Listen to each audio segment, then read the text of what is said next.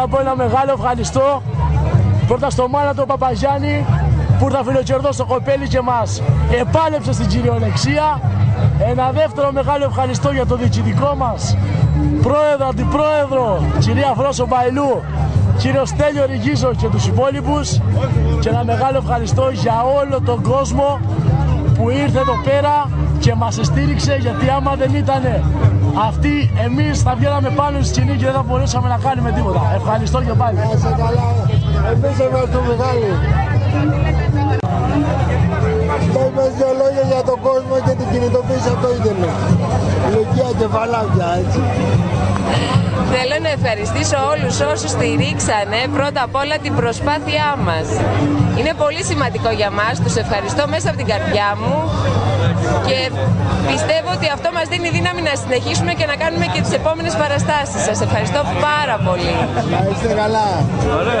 Ευχαριστώ. Γιώργο Ριγίζο, ήσουν από τα παιδιά που συμμετείχε στο θεατρικό. Πες μας δύο λόγια για το έργο, πες μας δύο λόγια για αυτή σας την προσπάθεια, αφού σας συγχαρούμε.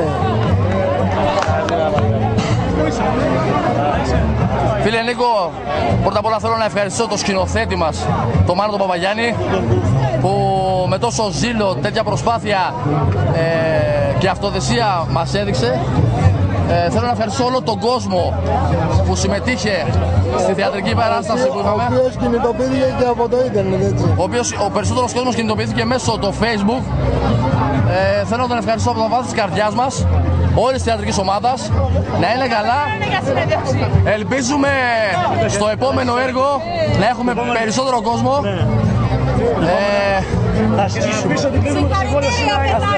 Και από το άλλο μήνα έχω προτάσεις από το Hollywood και πρέπει να φύγω για εξωτερικό.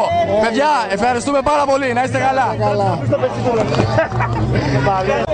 Τώρα να μου πεις τις εμπειρίες όποτε συμμετοχή στο θεατρικό. Πέρασαμε καλά, ήταν μια ωραία εμπειρία, ήταν ένα πολύ ωραίο θεατρικό, μια πολύ ευχάριστη παράσταση, με πολύ γέλιο, πολλά ανέκδοτα και ήταν ένα ευχάριστο δίωρο για κάθε ένα θεατή, ο οποίος τραβάει τα βασανά της σημερινή κοινωνία και είναι δύσκολο να αντέξει. Να είστε καλά, ευχαριστούμε πολύ. Ευχαριστούμε πολύ που ήρθατε και μας τιμήσατε. Να είστε καλά. Να είστε καλά και εμείς.